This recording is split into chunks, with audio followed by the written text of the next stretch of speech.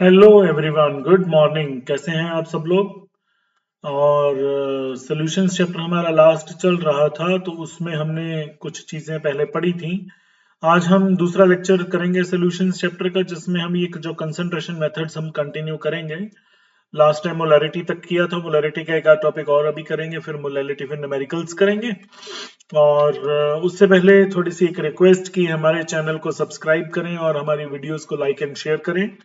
आपके जो भी डाउट्स वगैरह जो होते हैं वो आप पोस्ट कर सकते हैं, कमेंट बॉक्स में लिख सकते हैं। जब भी हमें टाइम लगेगा will get back to you as soon as possible. तो बच्चों, स्टार्ट करते हैं अगली कंसंट्रेशन टर्म। पहले थोड़ा सा मोलैरिटी का थोड़ा सा एक आध चीज और करेंगे, फिर अगली कंसंट्रेशन टर्म से स्टार्ट करते, फिर न्यूमेरिकल, और फिर नेक्स्ट टॉपिक की वीडियो देखेंगे। ठीक है जी, चलो चलते हैं अब मोलैरिटी की तरफ। मोलैरिटी में लास्ट टाइम हमने बेटा तीन इक्वेशंस की थी, और वो जो तीन इक्वेशंस थी वो हमने की थी for dilution, for mixing of two solutions, for acid base neutralisation. मैंने आपको बताया था कि वो जो इक्वेशंस होती हैं वो सिमिलर सॉल्यूशंस के लिए होती हैं, फॉर सिमिलर सॉल्यूशंस ओनली। लेकिन अगर डिसिमिलर सॉल्यूशन हो, सिमिलर सॉल्यूशन माने जिनकी नेचर सेम हो, नेचर सिमिलर हो, या फिर वैलेंसी सेम हो, ठीक है, ऐसे जो सॉल्यूशंस हैं उनकी सिमिलर सॉल्यूशंस माने जाते हैं। डिसिमिलर सॉल्यूशन के लिए बेटा जो हम इक्वेशन यूज करते हैं, ये भी मैंने आपको बताई थी, उसकी एक एग्जांपल करवाऊंगा आज मैं। फॉर डिसिमिलर सॉल्यूशन हमने ये इक्वेशन यूज की थी, m1v1 upon n1 is equal to m2v2 upon n2। और n1 और n2 मैंने आपको बताए थे जो कि स्टोइकोमेट्रिक कोफिशिएंट्स हैं।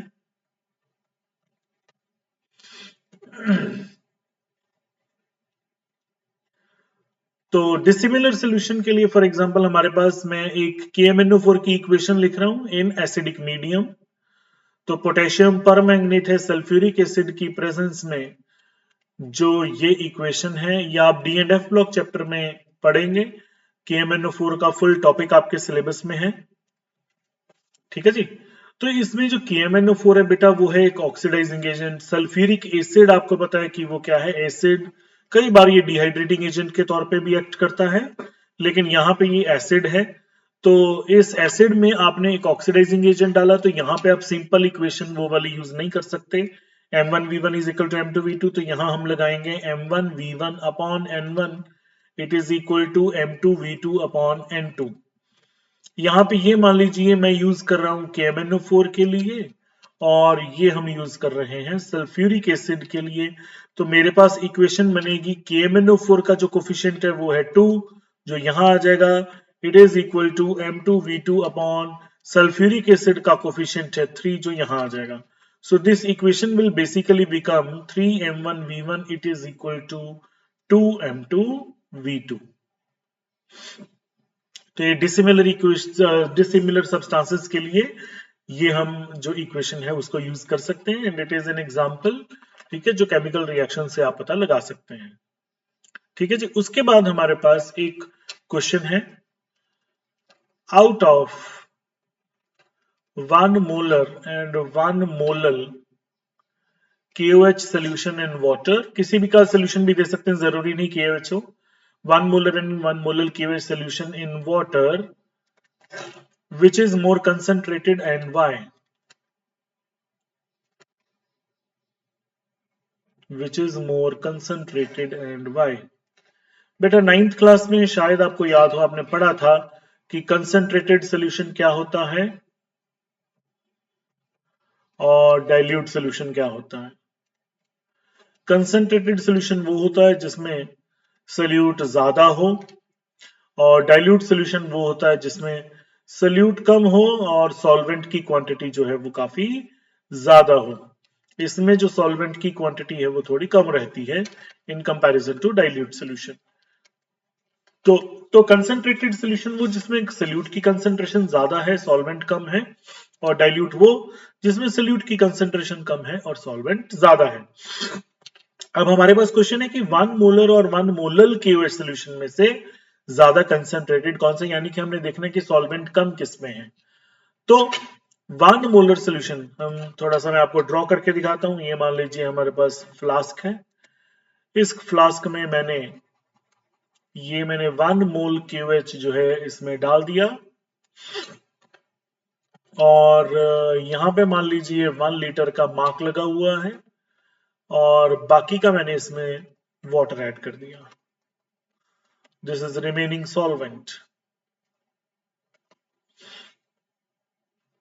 अब मेरे पास क्या है, 1 लीटर सोल्यूशन तैयार हो गया। उस 1 लीटर सोल्यूशन में मेरे पास 1 मोल KOH प्रेजेंट है। So this is called as 1 molar solution, capital M।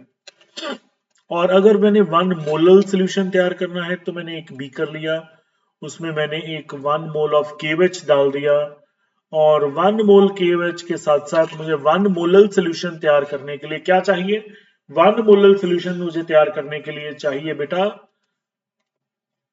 1000 gram of water. तो ये मेरे पास मान लीजिए है 1000 ग्राम ऑफ वाटर।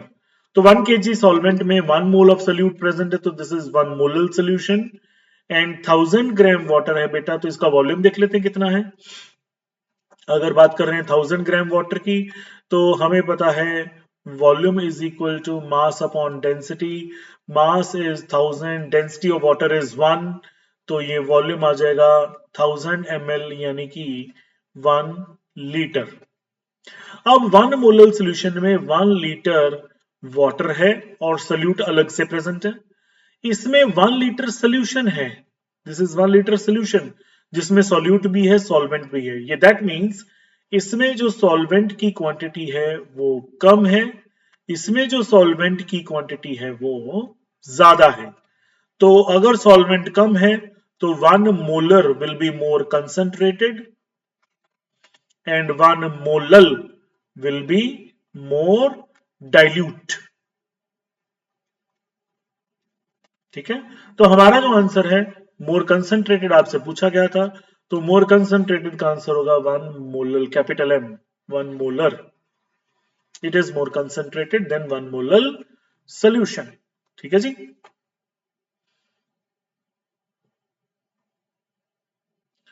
तो अब हम थोड़े से न्यूमेरिकल कर लेते हैं और इन न्यूमेरिकल्स में सबसे इंपॉर्टेंट चीज ये कि इन न्यूमेरिकल में सबसे इंपॉर्टेंट ये कि आपने कैरी कैसे करना है इन न्यूमेरिकल्स को, स्ट्रेटेजी क्या रहेगी इन न्यूमेरिकल्स को सॉल्व करने की।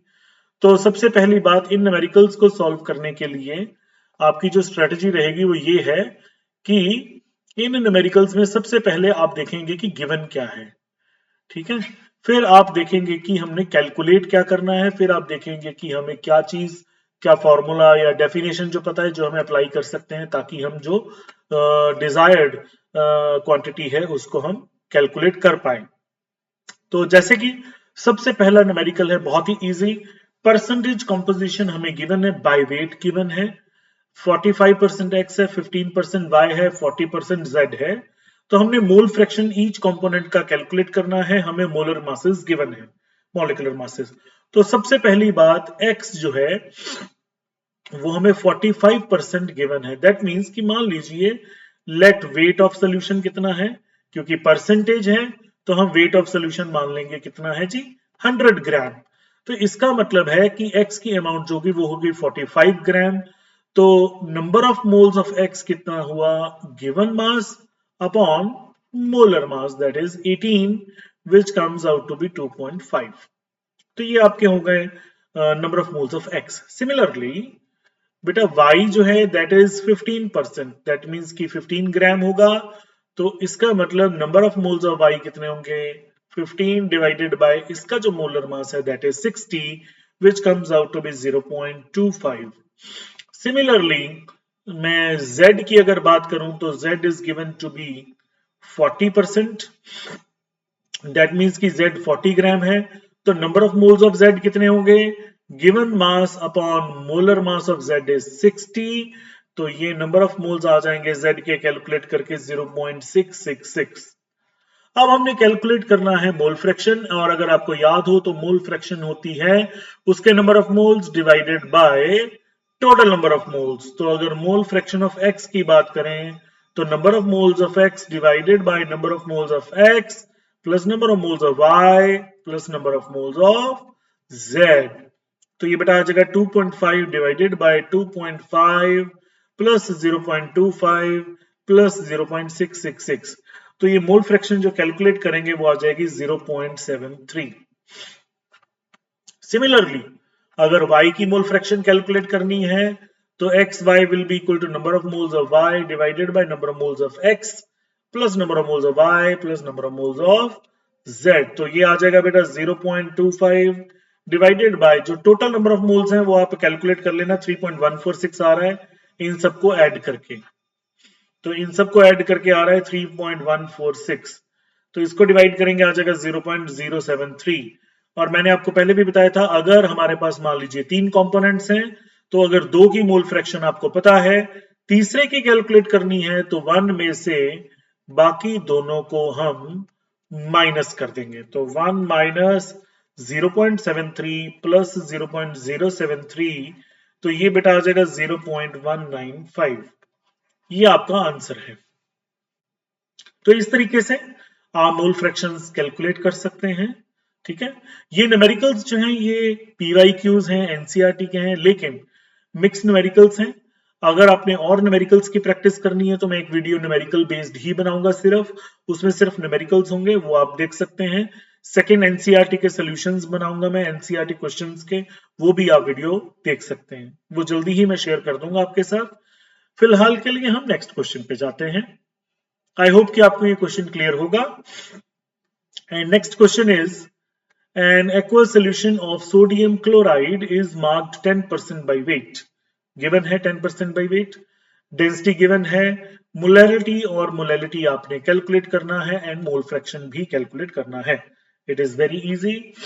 क्वेश्चन आपने देख लिया, अब हम थोड़ा सा सॉल्व करते हैं। मान लीजिए 10% बाई वेट गिवन है, तो 10% बाई वेट का क्या मतलब है कि 100 gram solution has NaCl that is equal to 10 gram. मैं डायरेक्टली फॉर्मूला ना अप्लाई करके इन न्यूमेरिकल्स में जनरली कोशिश कर रहा हूं कि आपको डेफिनेशन के बेस पे ही न्यूमेरिकल सॉल्व करवाऊं। यूनिटरी मेथड अप्लाई करके बहुत इजी रहता है, तो अदरवाइज अगर कहीं न्यूमेरिकल में फॉर्मूला की जरूरत पड़ी तो हम फॉर्मूला भी अप्लाई कर लेंगे।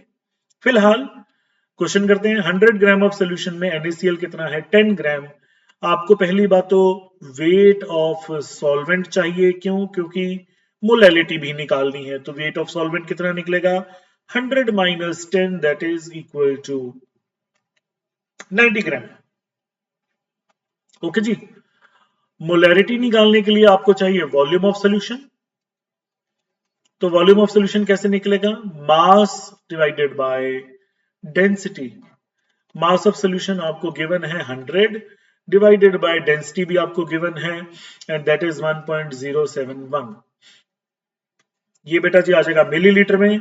अगर आपने इसको लीटर्स में कन्वर्ट करना है तो आप इसको 1000 से एक और बार डिवाइड कर देंगे तो ये आ जाएगा लीटर में। सो हमने मोटी मोटी टर्म्स कैलकुलेट कर ली हैं जो कि हमें रिक्वायर्ड है डिजायर्ड कंसंट्रेशन टर्म्स को कैलकुलेट करने के लिए। अब सबसे पहले हमारे पास मोलैरिटी कैलकुलेट करते हैं। मोलैरिटी, तो मोलैरिटी में हमें पता है 100 अपॉन 1.071 इंटू 1 अपॉन 1000 लीटर में सोल्यूट कितना प्रेजेंट है? सोल्यूट प्रेजेंट है 10 ग्राम। हमें चाहिए नंबर ऑफ मोल्स, तो मैं इसको NaCl के मॉलिक्यूलर मास से डिवाइड कर देता हूं, तो ये मेरे पास आ जाएंगे नंबर ऑफ मोल्स। तो मेरे पास इतने लीटर में इतने नंबर ऑफ मोल्स हैं। 1 लीटर में यूनिटरी मेथड में अप्लाई कर रहा हूं 10 upon 58.5 into 1 upon 100 divided by 1.071 into 1 upon 1000। ये बेटा दोनों टर्म्स ऊपर चली जाएंगी, तो 10 upon 58.5 into 1.071 into 1000 divided by 100। ये आ गया 1 लीटर में, और 1 लीटर में जो नंबर ऑफ मोल्स होते हैं बेटा जी that is called as molarity and this comes out to be 1.83 capital M, that is molar. ठीक है बेटा, होप करता हूं आपको ये क्लियर हो गया है। अब हम टर्म कैलकुलेट करेंगे molality.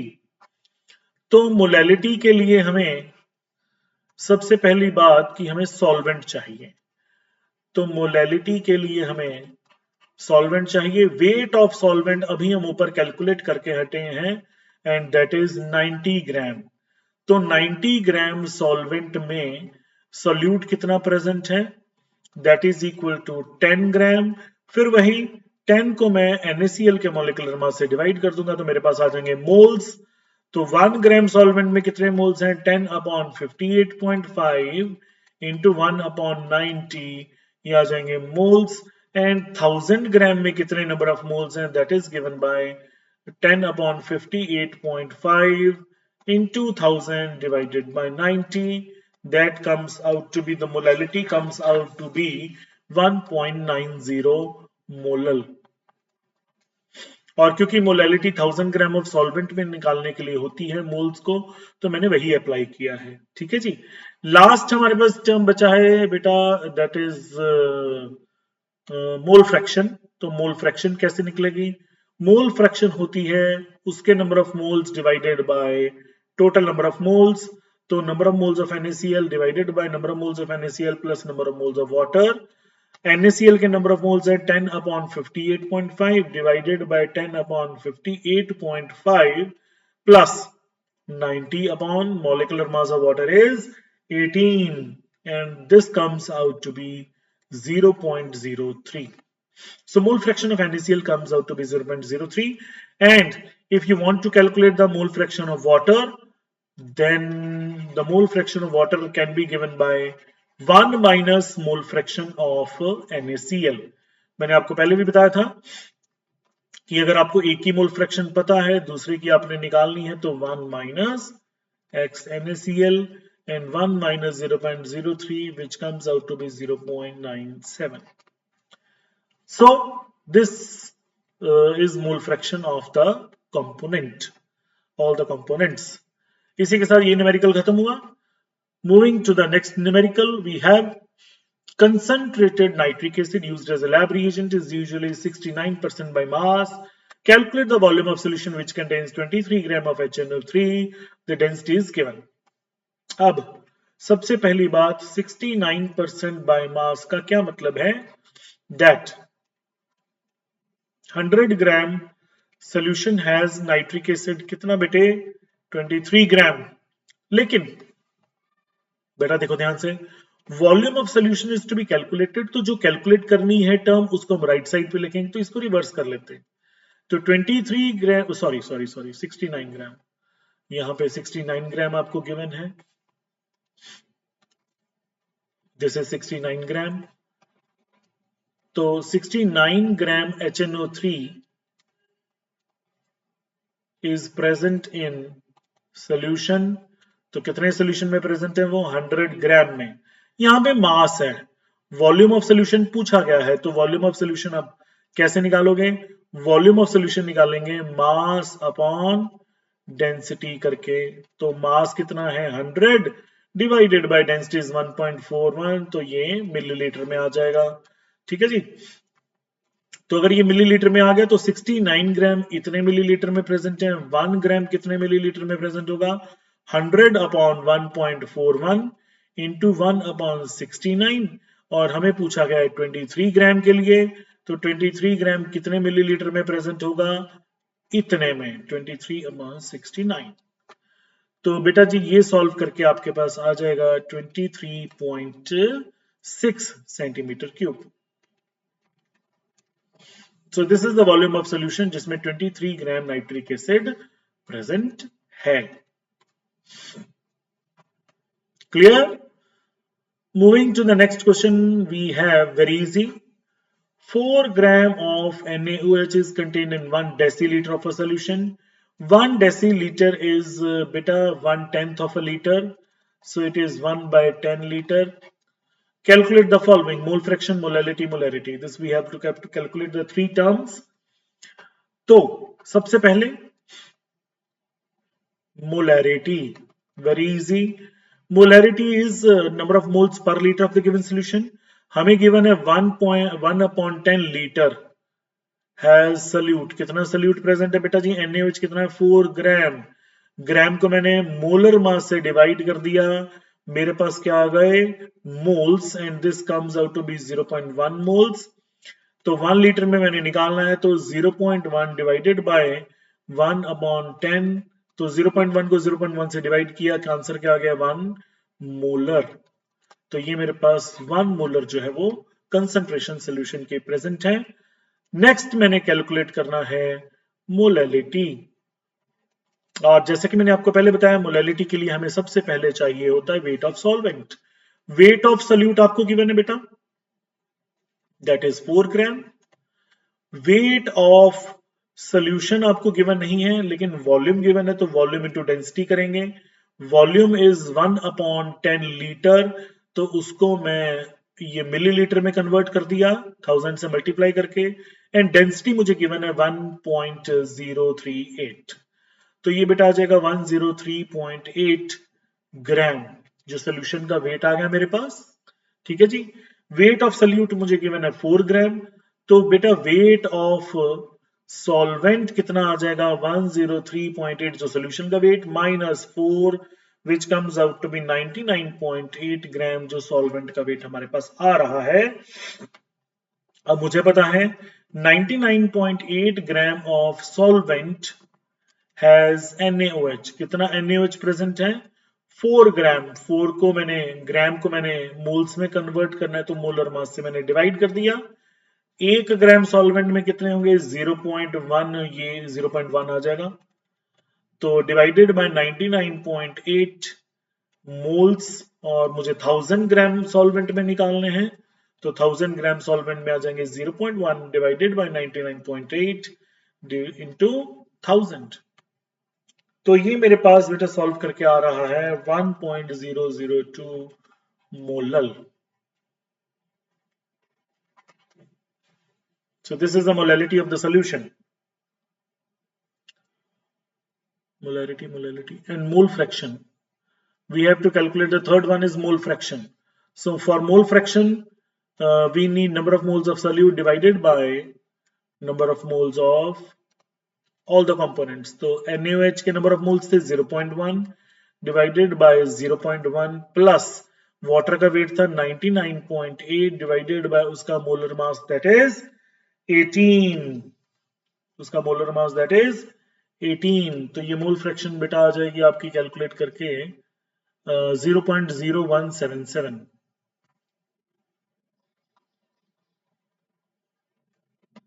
This is the mole fraction of the NaOH। Okay बेटा। Next is a 6.90 molar solution of KOH in water contains 30% by mass of KOH. Calculate the density of KOH solution. अब इसमें हम density calculate करेंगे, लेकिन जो given है वो देख लेते हैं क्या है। 30% by mass of KOH, तो 30% by mass of KOH, तो इसमें मैं 100 ग्राम सोल्यूशन में हमारे पास KOH कितना प्रेजेंट है बच्चों, दैट इज 30 ग्राम। 30 को मैं इसके मॉलिक्यूलर मास से डिवाइड कर दूंगा विच इज 56, तो मेरे पास आ जाएंगे मोल्स। KOH है 39 पोटेशियम का, 16 ऑक्सीजन का, 1 हाइड्रोजन का, मिला के 56 ग्राम आ रहा है।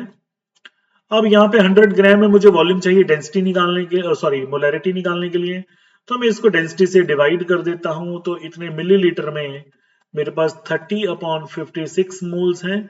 मोलैरिटी निकालने के लिए मुझे चाहिए 1000 ml में, तो 1 में कितने होंगे, यूनिटरी मेथड 30/56 इंटू 1/100 डेंसिटी, ये डेंसिटी ऊपर चला जाएगा बेटा, तो आपके पास आ जाएगा 30/56 इंटू डेंसिटी डिवाइडेड बाय 100, ये आ जाएंगे 1 ml में, और मुझे निकालने हैं 1000 ml सोल्यूशन में, तो मैं क्या करूंगा 30/56 into rho divided by 100 into 1000, it is equal to, ये मोलैरिटी बेटा आपको गिवन है 6.90, ये क्वेश्चन में ही आपको शुरू में गिवन है, ये देखिए यहां पे।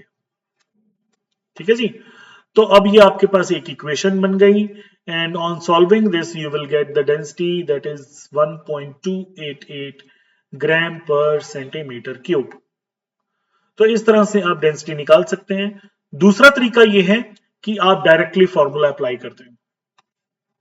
Directly formula, molarity is equal to number of moles of solute, तो number of moles of solute आ जाएंगे 30/56 into 1000 divided by volume of solution in millilitre, तो वॉल्यूम कैसे निकलेगा 100 अपॉन डेंसिटी, ये डेंसिटी ऊपर चला जाएगा, फिर वही इक्वेशन बन जाएगी and that will be equal to 6.90। So वहां से भी आप डेंसिटी निकाल सकते हैं। जो मेथड आपको इजी लगता है वो आप कर सकते हैं। डायरेक्ट फॉर्मूला अप्लाई करना है यहाँ पे तो डायरेक्ट फॉर्मूला अप्लाई कर लीजिए, अदरवाइज जिस मेथड से मैंने कराया यूनिटरी मेथड से वैसे करना है तो वैसे भी कर सकते हैं। ठीक है जी, चलते हैं अगले न्यूमेरिकल पर। Sugar syrup of weight 214.2 gram contains 34.2 gram of sugar. ये आपको फॉर्मूला साथ में गिवन है। Molal concentration and mole fraction आपने कैलकुलेट करना है। तो सबसे पहली बात गिवन टर्म्स क्या है।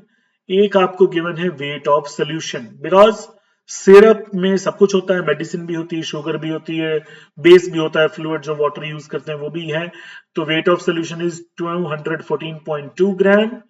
वेट ऑफ सल्यूट, जो शुगर का वेट गिवन है बेटा, दैट इज 34.2 ग्राम।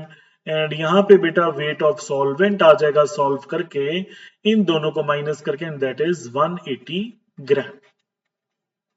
ठीक है जी, तो यहां पे वेट ऑफ सॉल्वेंट भी आ गया जो कि हमें मोलल कंसंट्रेशन कैलकुलेट करने के लिए चाहिए था। तो मोलल कंसंट्रेशन के लिए हम सॉल्वेंट का वेट यूज करेंगे 180 ग्राम वाटर हैज शुगर। कितनी शुगर प्रेजेंट है बेटा इसमें 34.2 ग्राम। तो 34.2 ग्राम को मैं 342 से डिवाइड कर दूंगा तो ये मोल्स आ जाएंगे, बिकॉज C12H22O11 जो सुक्रोज है इसका बेटा मॉलिक्यूलर मास जो है वो आप कैलकुलेट कर लेंगे तो 342 के करीब आएगा ग्राम पर मोल। तो डिवाइड कर दिया तो मोल्स आ गए। 1 ग्राम वाटर में कितने हो गए 34.2 divided by 342 moles, and 1000 gram water में कितने हो गए तो 34.2 डिवाइडेड बाय 342 इनटू 1000। तो ये बेटा आपकी मोलैलिटी आ जाएगी, and sorry it is equal to 1 upon 180 and this is 180 and this comes out to be 0.556 molal. ठीक है जी, तो इस तरह से आपके पास मोलैलिटी आ गई। और अब आपने कैलकुलेट करनी है मोल फ्रैक्शन। तो मोल फ्रैक्शन क्या होती है, उसके number of moles divided bye total number of moles. Mole fraction of sugar will be equal to sugar के number of moles divided by total number of moles, that is sugar as well as water. Sugar के हैं 34.2 divided by 342 divided by 34.2 divided by 342। ये आगे given mass upon molar mass plus water का weight था 180 divided by molecular mass is 18 and this comes out to be 0.0099। This is the mole fraction of sugar, my dear students. I hope कि आपको ये numericals clear हो गए होंगे, साथ साथ में आपने कॉपी पे नोट कर लिए होंगे।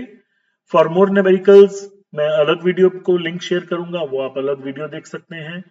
And this was all about this concentration topic, and the next topic is solubility, जो कि हम नेक्स्ट वीडियो में डिस्कस करेंगे।